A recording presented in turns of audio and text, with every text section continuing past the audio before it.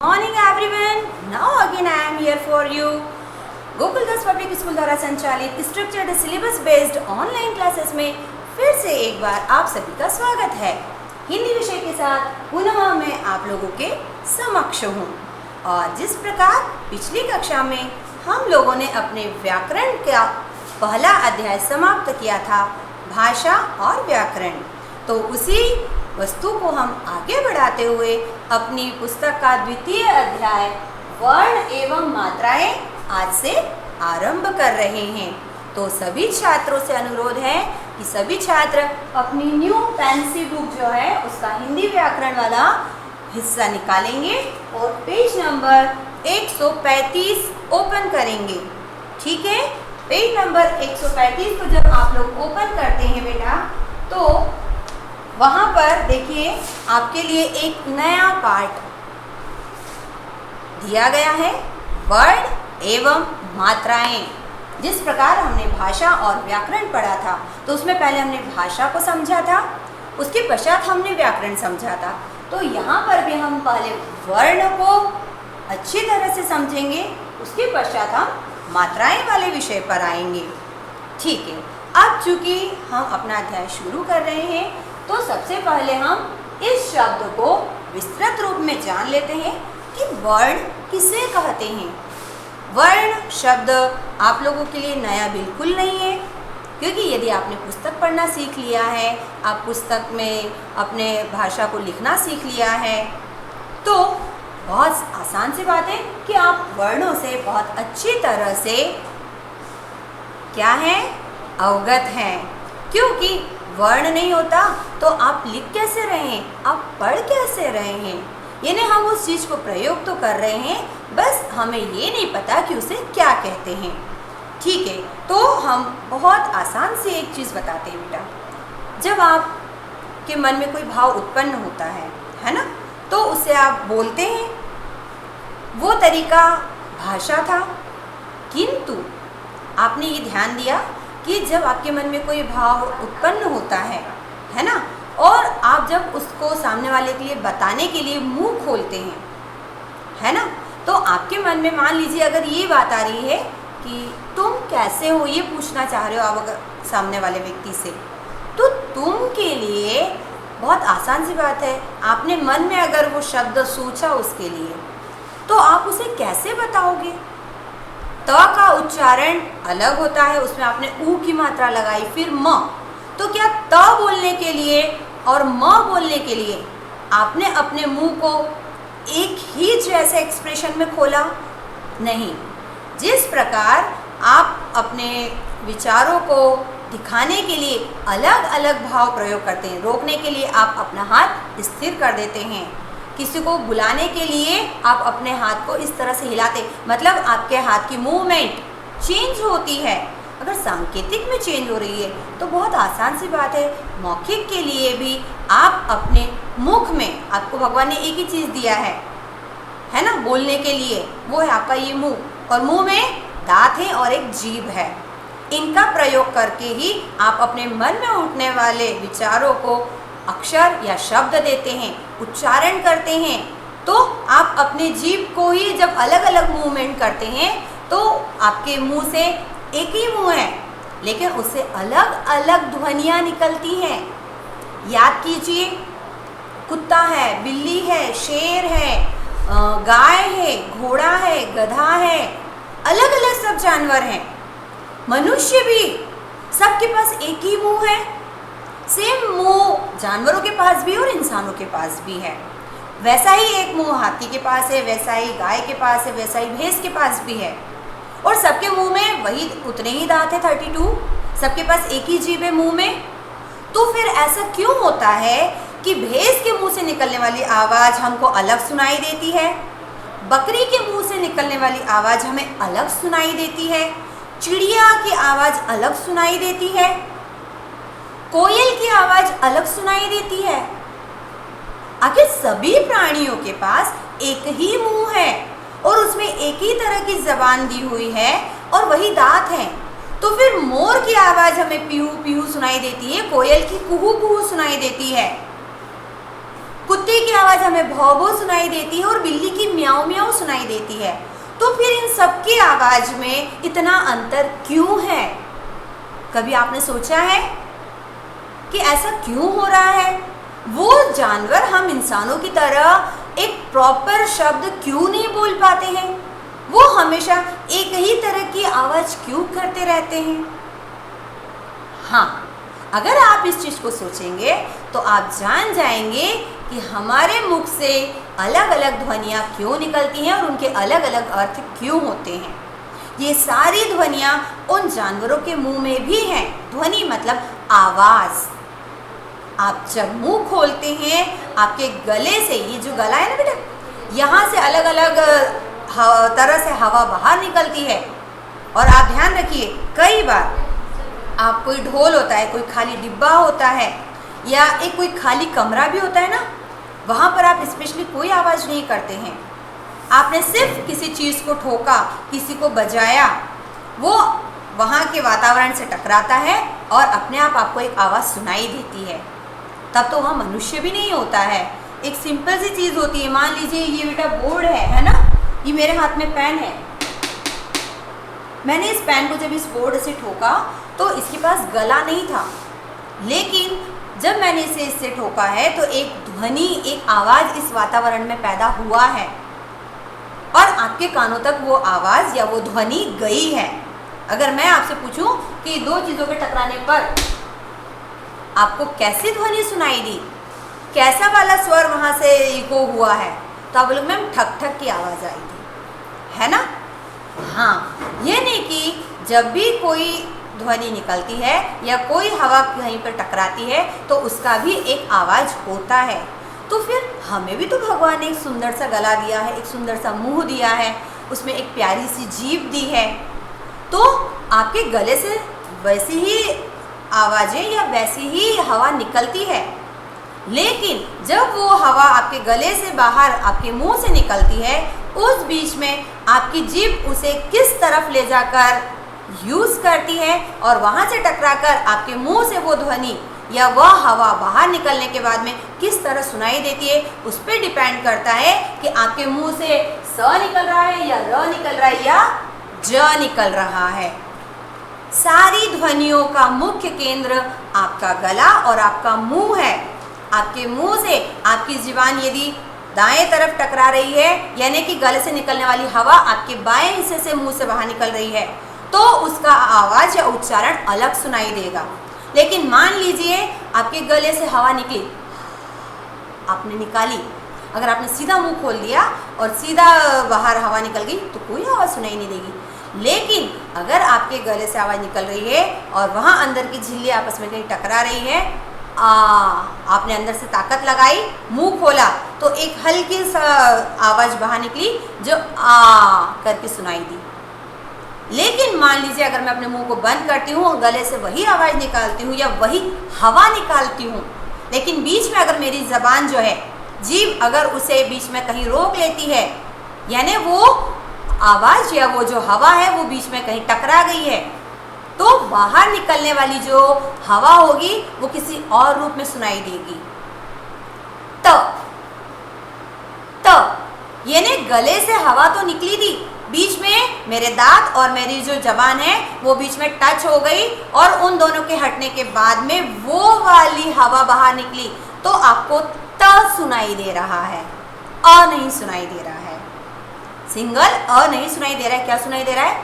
त। उसी तरह यदि मैं अपने लिप्स को, अपने होठों को यदि मैं बीच में बंद कर लेती हूँ, फिर अंदर से मैं हवा बाहर निकालती हूँ और उन होठों को जोर से चिपकाकर फिर धीरे से खोलती हूँ और एकदम से जो हवा बाहर निकलेगी प। ध्यान दीजिए, आप खुद भी इस चीज़ को करके देख सकते हैं। जब तक आप वर्णों के या अपने गले से निकलने वाली हवा के अलग अलग स्थानों के निकलने के तरीके को नहीं यूज़ करके देखेंगे, आप नहीं जान पाएंगे कि वर्ण क्या होता है, वर्ण इतने टाइप के क्यों होते हैं। प, आपने दोनों होठों को जोड़ा, ताकत से आपने उनको खोला और अंदर की हवा बाहर निकली, प। तो आपको कौन सा स्वर सुनाई दिया? प का। अर्थात भाषा को बोलने के लिए हमने जैसे कहा था कि सबसे पहले आपके पास आवाज़ का होना, यानी कि आपके गले का अच्छे से वर्क करना जरूरी होता है। उसी प्रकार अगर आप अपने भाषा में अपने विचारों को प्रकट करने के लिए अलग अलग ध्वनियाँ प्रयोग करना चाहते हैं तो आपको उन ध्वनियों को प्रयोग करने के नियम भी पता होना चाहिए कि मैं जबान को दांत से, नीचे वाले दांतों से अगर टकराकर कोई गले से हवा बाहर निकालूंगा तो कौन सा अक्षर बन रहा है। अगर आप अपनी जबान को, अपनी जीभ को ऊपरी दांतों से यदि टकराकर और अंदर की हवा बाहर निकाल रहे हैं तो कौन सा अक्षर बन रहा है। ये चीज़ का ज्ञान जब हमें हो जाता है तो हमारे मुख से सारे ही ध्वनियाँ सही निकलती है। आपने देखा होगा कुछ बच्चे जो होते हैं वो थोड़ी तोतला बोलते हैं, हम बहुत इजीली बोल देते हैं, मैम ये क को त बोल रहा है, ये प को म बोल रहा है। वो बोल नहीं रहा है, वो अंदर से सही बोलना चाह रहा है, लेकिन वो अपनी ज़बान का सही प्रयोग नहीं कर रहा है। उसको ये नहीं पता है कि ज़बान को मुझे इधर टच करना है या इधर टच करना है या निचले हिस्से में टच करना है।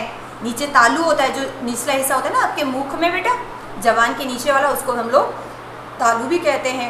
ऊपर भी एक तालवा होता है।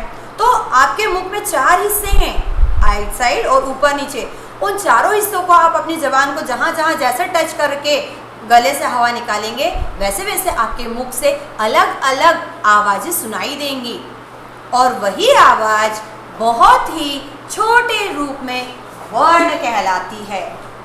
ठीक है, तो याद रखिए कि आपके मन के भावों को मौखिक रूप से बताने के लिए सबसे जो जरूरी चीज़ है वो है ध्वनि या आवाज़, और उसी को हम लोग अपनी भाषा में या हिंदी में बहुत ही सरल रूप में वर्ण कहते हैं, वर्ण। ठीक है, यहाँ एक छोटी डेफिनेशन हमने लिखी है कि भाषा की सबसे छोटी इकाई, इकाई यानी हिस्सा, पार्ट, सबसे छोटी इकाई ध्वनि को, ध्वनि यानी आवाज को वर्ण कहते हैं। अगर आप बोलने में गलती कर रहे हैं तो बहुत सरल सी चीज़ है, आप लिखने में भी गलती करेंगे। जब कोई बच्चा बहुत लंबे समय तक अपनी ज़ुबान का या अपने ध्वनि का सही प्रयोग नहीं कर पाता है तो उसके मुख से गलत स्वर या गलत ध्वनियाँ निकलने लग जाती हैं और धीरे धीरे हम उन लोग कहते हैं कि वो तुतला रहा है। तो जब उसको डॉक्टर के पास ले जाया जाता है तब डॉक्टर क्या करता है, उसकी ज़बान को काट के इधर उधर नहीं कर देता है, उसके दांतों को हिला के इधर उधर नहीं कर देता है, वो मुख, आपका जो मुंह है उसे वैसा ही रहने देता है।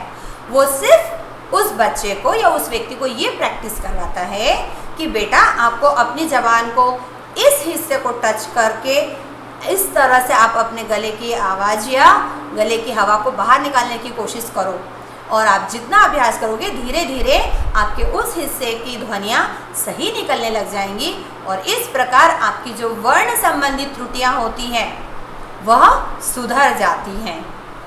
ठीक है, अब देखिए कैसे, आपकी पुस्तक में देखिए कुछ चित्र दिए गए हैं, सूरज है, सेब है, नल दिया है, नमन अर्थात नमस्कार करता हुआ बालक है। तो यहाँ पर क्या हमें सिर्फ एक अक्षर अगर मैं बोल दूँ स, तो मेरे स बोलने मात्र से क्या आप समझ जाएंगे कि मैं सूरज की तरफ इशारा कर रही हूँ? नहीं, आप नहीं जान पाएंगे कि स से सूरज बोल रही हूँ मैं या मेरा बोलने का मतलब सूरज है।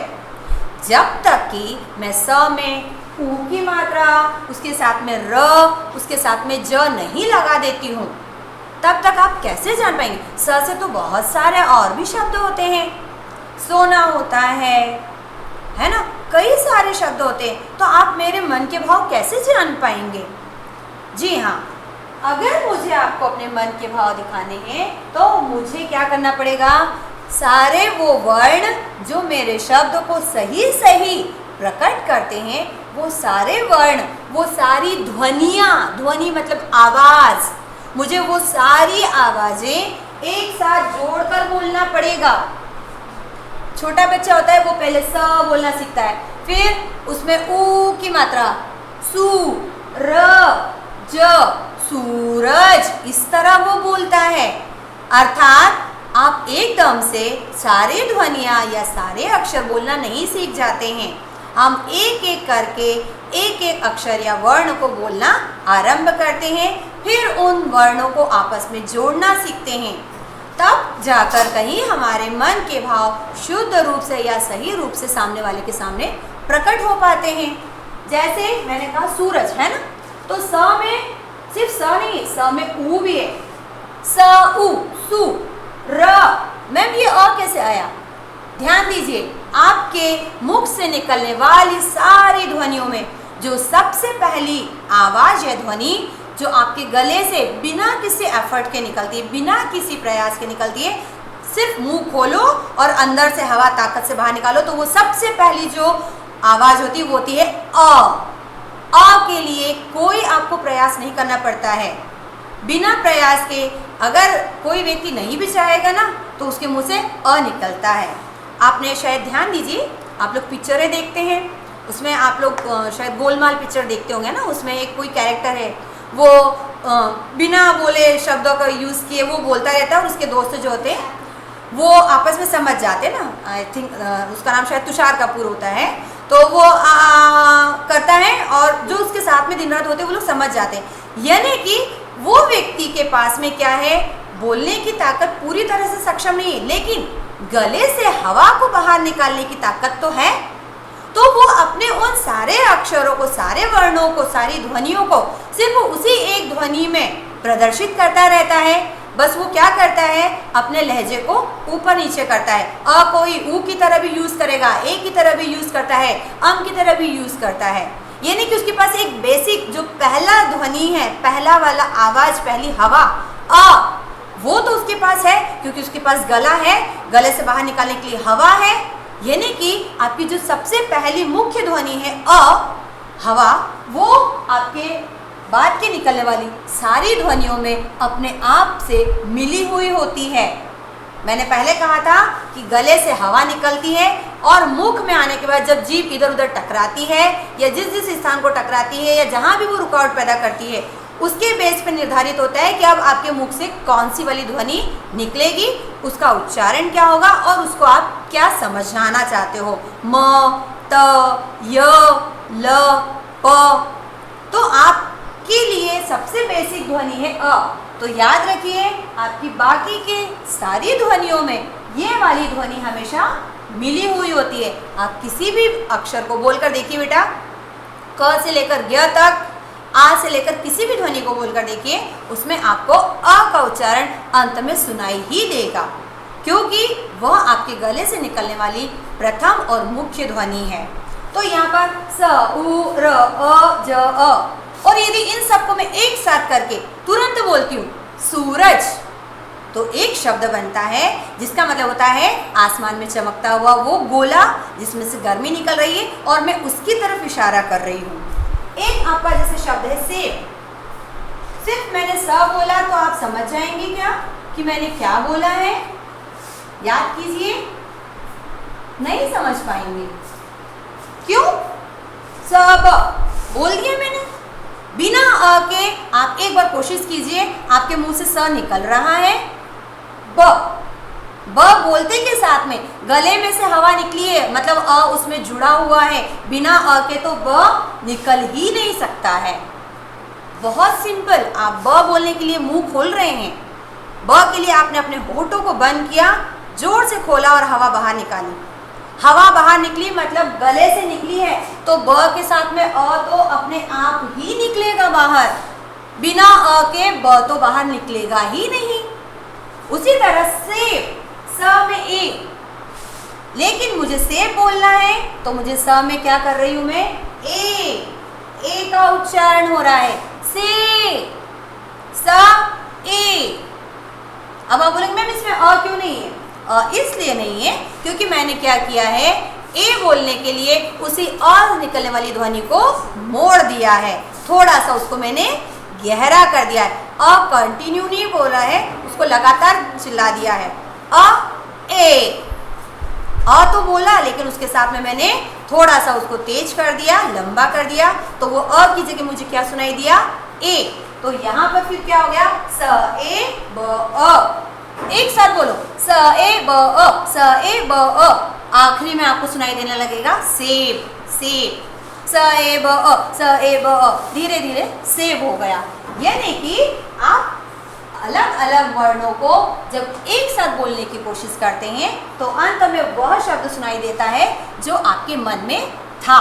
उसी प्रकार जैसे न, अ, ल अ अपने आप है, न अ म अ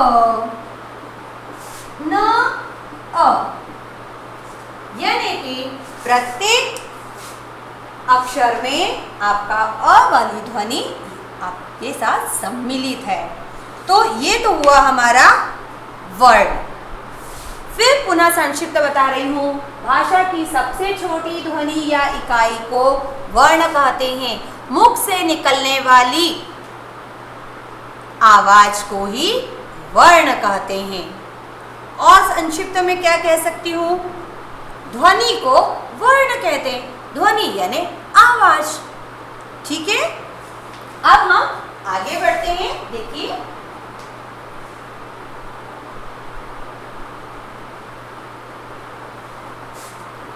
इसके पश्चात आपकी पुस्तक में द्वितीय लिखा है परिभाषा। वर्ण तो एक हो गया, चलिए है ना, र ल म। आपकी हिंदी भाषा में आपने कक्षा पहली में, दूसरी में, तीसरी में वर्ण पढ़े हैं ना। यहाँ तक कि जैसे आप LKG UKG में आए थे, सबसे पहले आपने वर्ण पढ़ना शुरू किए थे, क्योंकि कोई भी भाषा बिना वर्णों के तो बन ही नहीं सकती है ना। हमें अपने मन के भाव प्रकट करने के लिए, चाहे आप हिंदी भाषा का प्रयोग करें, चाहे अंग्रेजी का, किसी भी भाषा का प्रयोग करते हैं बेटा, तो उसके लिए आपको ध्वनियाँ तो लगेंगी, यानी अक्षर तो लगेंगे, और एक ही अक्षर से तो काम नहीं चलता है। तो अलग अलग भाषाओं में वर्ण जो होते हैं वो अलग अलग संख्या में होते हैं। जैसे आपकी अंग्रेजी जो रोमन है लिपि में लिखी जाती है, अंग्रेजी भाषा में आपका सिर्फ 26 आवाज़ों से काम चल जाता है। यानी कि आपको अपने गले को, अपनी जीभ को ज़्यादा प्रॉब्लम नहीं करना पड़ती है। थोड़ा बहुत इधर उधर जाओ और 26 अक्षर जो होते हैं या 26 वर्ण जो होते हैं, उनसे आप अंग्रेजी में बात कर सकते हैं। What is this? WHATISTHIS this, केवल 26 अक्षर होते हैं और आप इंग्लिश का कोई भी सेंटेंस, कोई भी अर्थ उसमें बना सकते हैं, समझा सकते हैं। उसी प्रकार हमने देखा था कि हमारी हिंदी जो भाषा है, तो जब हमने ये जाना कि हमारे गले से जो हवा निकलती है वो अलग अलग हिस्सों को टच करती है, तो हमारे जो पूर्वज थे, जो हमारे पहले के लोग थे, जिन्होंने इस पुस्तक को या भाषा को समझा था, भाषा को लिखा था, तो एक दिन वो सब लोग बैठे, उन्होंने सभी 10-15 लोगों को बिठाया और बोला कि सब लोग अपने अपने मुंह को एक्सरसाइज करके देखो कि कहाँ कहाँ टच होता है और कैसे कैसे आवाज़ आती है। फिर जब भी उनको ऐसा लगा कि ये वाली आवाज़ पिछली वाली आवाज़ से डिफरेंट है, तो वो फटाक से पूछे, अच्छा बताओ तुमने अपने मुंह में जीभ को कहाँ टच करा तो ये आवाज़ निकली। उससे पूछा, उसको लिख लिया। फिर उससे जो उनको सुनाई दिया, उसको उन्होंने एक डिज़ाइन या एक संकेत चिन्ह बना दिया कि इसने जब प बोला था तो ये प बन गया, एक नया अक्षर मिल गया। फिर उसके बाद में ब, तो बोले कि ब सुनाई दिया लेकिन थोड़ा कम टच हो रहा था, तो ब अक्षर बना लिया। इस तरह हमारे जो पुराने भाषा को बनाने वाले लोग थे, उन्होंने हमारे लिए कितने अक्षर बनाए थे? 52 अक्षर बनाए थे, 52, है ना। इतने वर्ण हमारे पहले भाषा को बनाने वाले लोगों ने ढूंढे थे, देखे, समझे, सुने, और उन्होंने पता करा कि इतने सारे वर्णों का या इतनी सारी ध्वनियों का प्रयोग हम अपनी मन की बात को बोलने में, अपनी हिंदी भाषा में प्रयोग करते हैं। तो ये सारे जो 52 वर्ण हैं, ये आप लोगों ने नर्सरी, LKG, क्लास 1, 2 में अच्छे से जाने होंगे, है ना। लेकिन अब ये जो 52 वर्ण होते हैं, 52 अक्षर जो होते हैं, इन अक्षरों को हम लोग क्या कहीं पर भी उठा के लिख देते हैं। जैसे आप हमेशा अ, आ, ई, उ, री, ए, ऐ, ओ, औ, अम, अह, इस तरह से लिखते हैं। फिर इसके पश्चात आप लोग अगली लाइन शुरू करते हैं, क, ख, ग, घ, अंग, फिर च, छ, ज, झ, इय, फिर ट, ठ, ड, ढ, अण, फिर त, थ, द, ध, न। तो ये सारे भी अलग अलग वर्ण हैं जिनका प्रयोग हम अपने मन के भाव को प्रकट करने में करते हैं। तो हमारे पास सिर्फ कोई एक अक्षर नहीं है बेटा, हमारे पास बहुत सारे अक्षर हैं, तो जब बहुत सारे वर्णों को एक जगह एकत्रित करके सीरियल से मतलब उनको लिखने वालों ने जिस क्रम से लिख दिया है उसी क्रम से जब हम लिखते हैं तो ये वाला जो है पूरा सिस्टम ये कहलाता है वर्णमाला। क्या कहलाएगा? वर्णमाला। अगर एक सिंगल है, एक अकेला अक्षर है तो वो वर्ण कहलाता है, और बहुत सारे अक्षरों को जब क्रम से व्यवस्थित रूप से, व्यवस्थित मतलब क के बाद ही ख के बाद ही ग, क की लाइन के बाद में ही च की लाइन, इसको बोलते हैं सीरियल या व्यवस्थित रूप। जब इस तरह से लिख दिया जाता है तो ये पूरा तरीका कहलाता है वर्णमाला। यहाँ पर हम आपके लिए वर्णमाला की डेफिनेशन लिख रहे हैं ताकि आप संक्षिप्त रूप में इस चीज को याद रखेंगे। भाषा में प्रयुक्त होने वाले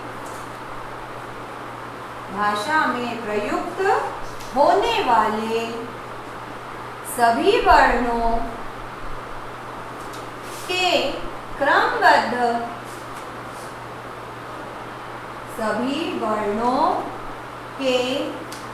क्रमबद्ध समूह को वर्णमाला कहते हैं। वर्णमाला, माला यानी वही माला जो आप समझ रहे हैं। जी हाँ, गले में पहने जाने वाली। एक मोती होता है और जब मोतियों को इकट्ठा कर दिया जाता है तो माला बन जाती है। तो उसी प्रकार एक अक्षर होता है, जब अक्षरों को इकट्ठा समूह में लिख दिया जाता है तो क्या बन जाती है? वर्णमाला। मोती एक होता है तो इस अकेला मोती होता है, मगर जब मोतियों को इकट्ठा कर दिया जाता है, समूह बना दिया जाता है तो उसकी क्या बन जाती है? माला बन जाती है। तो वर्णों की माला या वर्णों के समूह को वर्णमाला कहते हैं। बहुत आसान से स्वर है हमारे, ठीक है। अगला हमारा जो विषय हम आगे बढ़ा रहे हैं इसे, अभी हम पहले वर्ण पर ही चल रहे हैं बेटा। हाँ, अब हमें ये पता चल गया कि वर्ण किसे कहते हैं। मुख से निकलने वाली ध्वनि को वर्ण कहते हैं। मुंह से जो भी आवाज, जो भी हवा बाहर निकल रही है और आपको सुनाई दे रही है वो वर्ण है। फिर वर्णों के समूह को, वर्णों को यानी अक्षरों के एक व्यवस्थित समूह को हम लोग वर्णमाला कहते हैं। आगे बढ़ते हैं। वर्णमाला में जो वर्ण होते हैं वो दो प्रकार के होते हैं, ठीक है। अब आप कहेंगे मैम अक्षर तो अक्षर होते हैं, ये दो टाइप की क्यों बांट दिया आपने? बांटना पड़े हमें, क्यों बांटना पड़े? देखिए, वर्णमाला में ये रहा वर्ण, ठीक है, इसका समूह कहलाया वर्णमाला। अब वर्णमाला में दो प्रकार के वर्ण हैं, एक है स्वर और एक है व्यंजन। मैम व्यंजन तो खाने का होता है, तो यहाँ पर क्या कर रहा है? खाने वाला व्यंजन पेट को शांति देता है और बोलने वाला व्यंजन हमारे मन को शांति देता है, क्योंकि व्यंजन नहीं होगा तो हम बोलेंगे कैसे, अपने मन के भाव कैसे समझाएंगे या सामने वाले के मन के भाव को कैसे समझेंगे। तो जो हमारे पेट को तृप्त करता है वो खाने वाला व्यंजन, और जो हमारे मन को, हमारे मस्तिष्क को तृप्त करता है वो होता है भाषा का व्यंजन, ठीक है। अब वर्ण दो प्रकार के कैसे होते हैं? हाँ, कैसे होते हैं? एक होता है स्वर। जब कोई अक्षर बेटा हमारे मुख से निकलता है और जिसको बोलने में हमें बिल्कुल भी ताकत नहीं लगती है, हमारी जीभ, हमारे दांत कोई काम नहीं करते, कोई मूवमेंट नहीं करते हैं, वो अक्षर स्वर कहलाते हैं। ध्यान दीजिए, मैंने पहले कहा था मुंह से जो हवा निकलती है वो अलग अलग तरह से आपको बाहर आने के बाद सुनाई देती है। उसका एक रीज़न होता है आपकी जीभ और आपके दांतों का आपस में जो भी मूवमेंट हो रहा है वो रीज़न है। लेकिन जो शुरू की, आरंभ की बेसिक वाली जो हवा या जो आवाज़ें हैं जो आपके गले से निकलती हैं, जिनके बीच में जीभ या दांत का कोई काम नहीं होता है, वो सारी ध्वनियाँ जो हैं वो स्वर कहलाती हैं। जिन वर्णों का उच्चारण अन्य वर्ण की सहायता के बिना, यानी जिस अक्षर को बोलने में किसी और दूसरे अक्षर की जरूरत पड़ती नहीं, अ, आ, ई, उ, ए, ऐ, ओ, औ, याद करिए। तो जिन अक्षरों को, जिन आवाज़ों को बोलने में कोई ताकत ना लगे, कोई दूसरे अक्षर की ज़रूरत ना पड़े, पहले वाले अक्षर को थोड़ा लंबा चौड़ा कर देने पर यदि दूसरा वाला अक्षर बन जा रहा है तो वो सारी ध्वनियाँ, वो अक्षर, वो वर्ण स्वर कहलाते हैं। क्या कहलाते हैं? स्वर कहलाते हैं। ठीक, अच्छी तरह से ये बात अपने मन में, अपने मस्तिष्क में डाल लीजिए कि जो अक्षर, जो वर्ण, जो ध्वनियाँ आप जिस भी नाम से उसको पुकारना चाहें, जो भी शब्द आपको अच्छा लगे, आपको समझ में आए, आपके मस्तिष्क में बैठे, उसको आप बिठा लीजिए। अगर आपको ध्वनि शब्द सरल लगता है आप ध्वनि बोल दीजिए, आपको अगर वर्ण छोटा लगता है आप वर्ण रट लीजिए, अगर आपको आवाज़ शब्द समझ में आता है और आवाज़ के थ्रू अगर आपको ये वाला चैप्टर समझ में आता है तो आप उसको आवाज़ बोल सकते हैं। जिन अक्षरों या जिन ध्वनियों को बोलने में कोई और दूसरी ध्वनि की ज़रूरत नहीं होती है, वो सारी ध्वनियाँ या वे सारे वर्ण स्वर कहलाते हैं। स्वर जो स्वतः निकलता है, स्वर यानी जो अक्षर स्वतः अपने आप निकल आता है, इसे मुंह को खोलो और वह निकल जाता है, वह कहलाते हैं स्वर। क्या कहलाते हैं? स्वर। अब व्यंजन को समझने से पहले हम पूरा स्वर को समझ लेते हैं। तो मैम फिर इतने सारे जो 52 अक्षर है आपने हमको बताए हैं, उसमें से हम कैसे पहचानेंगे कि स्वर कौन कौन से हैं?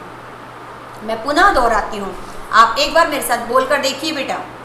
जो जो अक्षर, जो जो वर्ण बिना मेहनत के निकल रहे हैं, केवल वही वही वाले अक्षर आपके स्वर हैं। और वर्णमाला में इसके अंदर स्वर की संख्या कितनी है? 11 है। ठीक है, कौन कौन से हैं वो देख लीजिए। अ, आ, ई, उ, निकला री, ये रहा री। उसके बाद में और कौन सा है अक्षर जिसको बोलने में ताकत नहीं लगती, सिर्फ मुंह खोलना पड़ता है? ए, आए, ओ, यानी मैंने ओ बोला, थोड़ी ज्यादा ताकत लगा के ओ हो गया। इसके बाद फिर जो भी अक्षर हम शुरू करते हैं, उन अक्षरों को बोलने में जब भी हमें कोई वो उच्चारण सुनाई देता है तो कहीं ना कहीं इसमें से कोई एक अक्षर उसमें जुड़ा होता है। मैंने पहले कहा था ये वाला जो अक्षर है, ये वाला वर्ण, ये आपके मुख से निकलने वाला सबसे पहला वाला स्वर या वर्ण होता है, बेसिक होता है। ये अपने आप निकलता है जब भी आप मुंह खोलकर अंदर से हवा बाहर फेंकते हैं। तो यह वाला वर्ण आपके इन सभी वर्णों में अपने आप मिला होता है। हाँ, अगर आप चाहते हैं कि ये बाकी स्वर फिर किस काम के हैं मैम? होते हैं मन के भाव को समझाने के लिए। आप इनमें से जब किसी भी वर्ण का प्रयोग करेंगे तो उसको बहुत सही रूप में पहचानने के लिए या बताने के लिए आपको इसमें से किसी एक स्वर को उसमें जोड़ना पड़ता है, जिससे कि वो और ज़्यादा शुद्ध हो जाता है। जैसे व्यंजन हमारे कितने हैं आप बता सकते हैं? स्वर तो हमारे निकल गए, तो फिर बचे कितने व्यंजन? याद कीजिए, सोचिए। 33। ठीक है, यहां तक आपके स्वर हैं। फिर एक दो अक्षर बचते हैं आपकी वर्णमाला में, अम और अह। ये जो दो वर्ण है बेटा, इन्हें हम कहते हैं अयोगवाह। अयोगवाह। मैम ये अयोगवाह क्या होते हैं? बहुत सरल भाषा में सिर्फ आपकी वर्णमाला में दो अक्षर ऐसे हैं जो ना तो स्वर है ना तो व्यंजन है, यानी कि ना तो वो कोई मात्रा का काम करते हैं और ना ही कोई उनका प्रयोग किसी शब्द में होता है, ना ही मन के किसी विचार के लिए वो बहुत अत्यावश्यक होते हैं। हाँ, इनका प्रयोग जो है वो कहीं कहीं पर व्यंजनों के साथ में भी होता है। तो इस प्रकार हमारे जो स्वर हैं वो 11 होते हैं, है ना। और उसके बाद में 2 अक्षर जो हैं वो अयोग हुआ, और इसके पश्चात जितने भी अक्षर आपके बच जाते ना, क से लेकर य तक के, वो सारे अक्षर जो होते हैं वो क्या कहलाते हैं? व्यंजन। अभी व्यंजन पर हम आ रहे हैं, ठीक है। स्वर पहले हम लोग ने क्लियर कर लिए कि स्वर कितने होते हैं? 11 होते हैं। हम स्वर की यहाँ पर आपको परिभाषा लिख रहे हैं। पहले तो ये जो भी मुख्य बिंदु हम यहाँ लिख रहे हैं बेटा, वो आप लोग अपनी रफ कॉपी में लिखेंगे और अच्छे से पढ़ेंगे और याद करेंगे, ठीक है। वर्णमाला में 2 प्रकार के वर्ण हैं।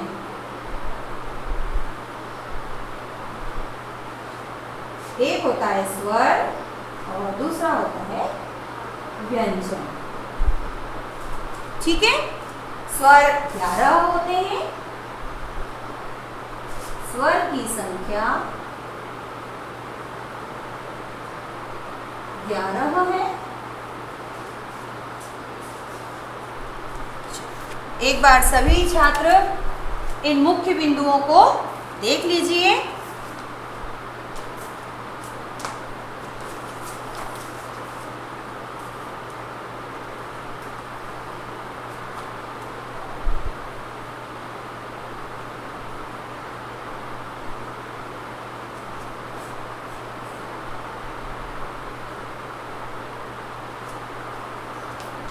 ठीक है। हाँ, एक चीज हम आपको और यहाँ पर अच्छे से समझा दे बेटा। व्यंजन पर जाने से पहले कि आपके जो स्वर होते हैं, ये स्वर जब व्यंजन के साथ में प्रयोग किए जाते हैं, है ना, तब ये क्या कहलाते हैं? मात्रा कहलाते हैं। क्या कहलाएंगे? मात्रा।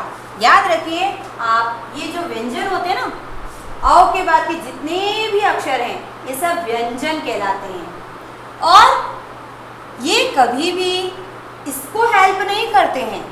हमेशा ये स्वर व्यंजन को हेल्प करते हैं, और यही स्वर यहाँ पर जाकर इनके साथ में मात्रा का रूप बन जाते हैं। तो हमारी हिंदी में मात्राओं की संख्या कितनी है?